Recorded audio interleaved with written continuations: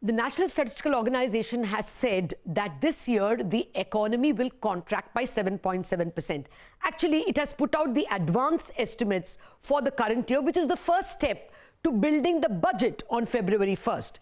And as I said, it has said that it will be minus 7.7. That is what most people in the street estimate. If you remember, the Reserve Bank also estimated minus 7.5. But I just want to point out that a lot of people expect that it will not turn out to be as bad as this. The economy may contract by only 5.7% according to Morgan Stanley and 6.4% by ICICI Securities PD. A lot of people expect that this number will therefore be not minus 7.7, maybe minus 7 or even minus 6.5. But for the budget, the more important number is the nominal GDP.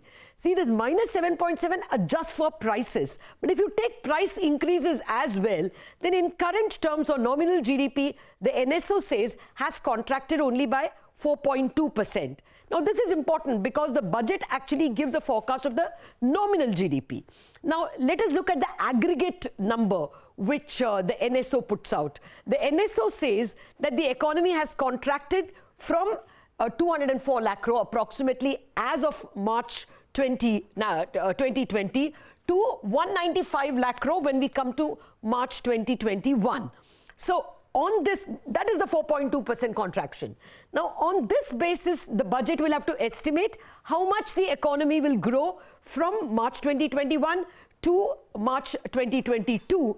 And whatever it assumes over and above this 194 lakh crore, grow by 20 lakh crore, 25 lakh crore, on that will depend what will be the tax assumptions, what will be the fiscal deficit, what will be the market borrowing. So that number becomes very important. Now let us see what can be the assumption.